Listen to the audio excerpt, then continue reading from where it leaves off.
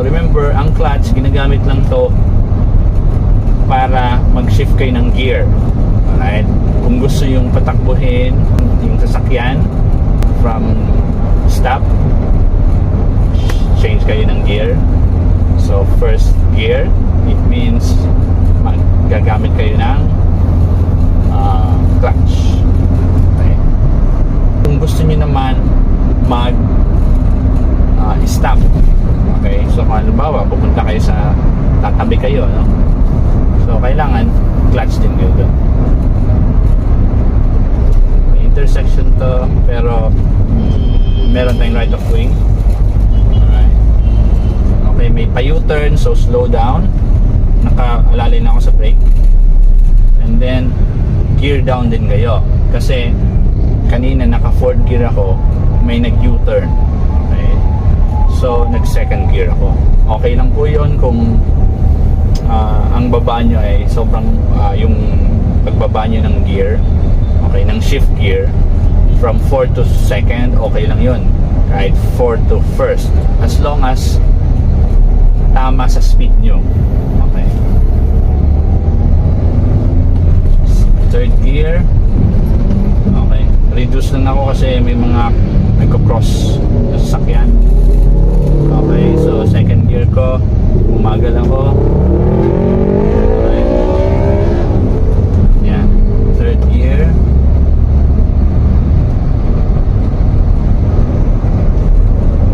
Ayan, so kailangan lang natin i-maintain ang distance natin, following the distance tayo, para may time tayo to press or to fully stop yung car.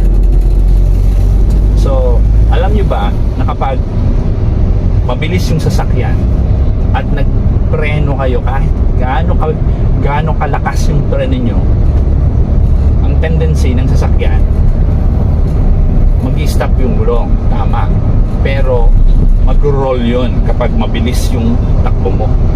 Okay, so nakasaad sa 4136 sa Republic Act 4136, yan yung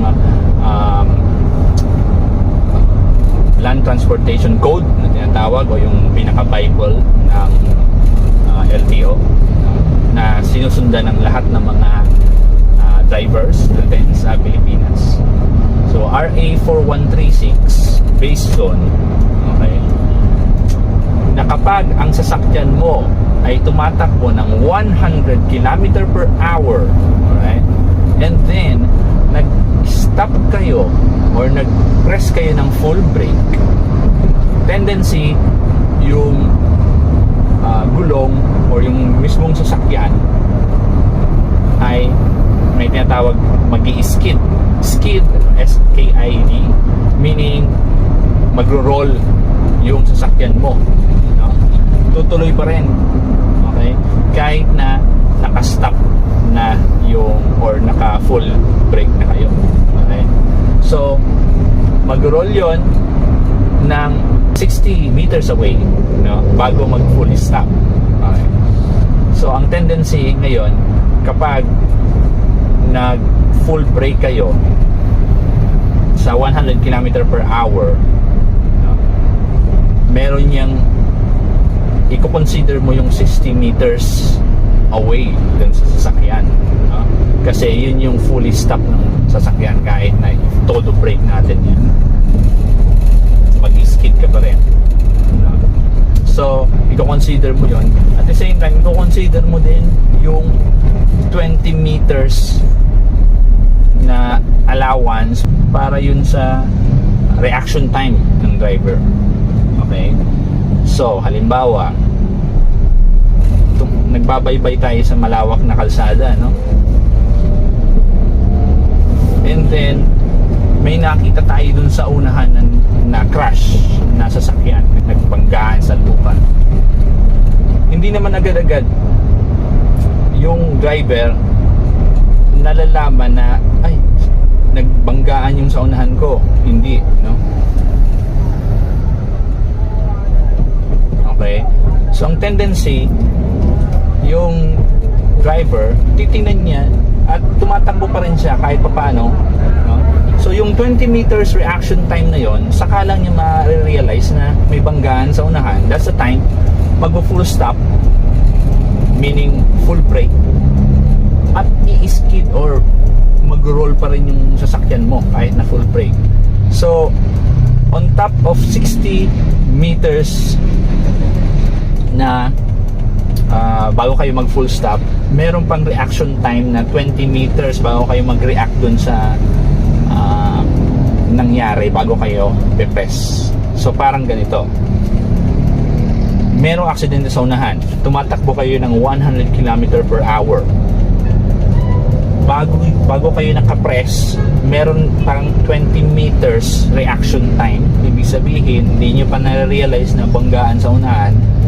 Then, tumakbo kayo ng 20 meters pa bago kayo mag-react doon. So, nag-full brake kayo.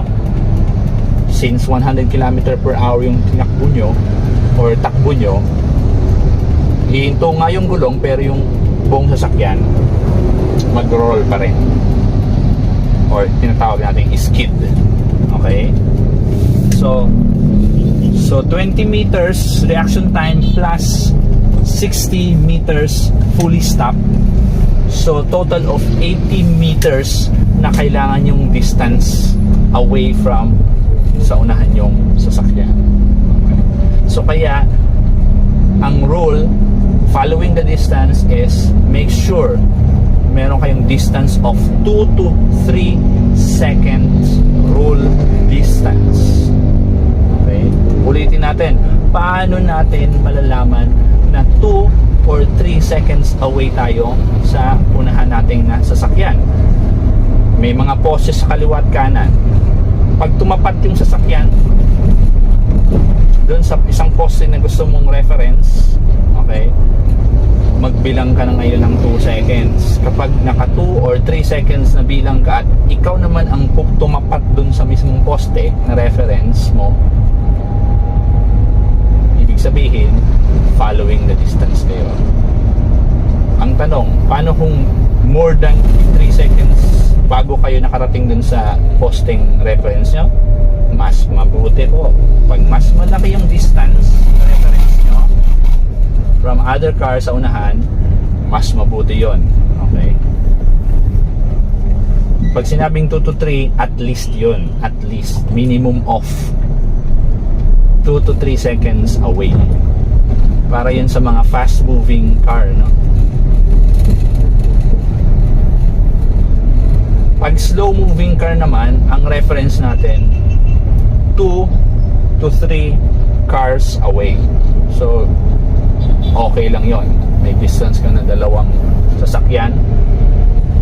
Okay? Dalawang yung haba ng sasakyan. Basta slow moving ka, ibig sabihin may time ka to press full brake. Okay? And then makakapag-stop ka. In case na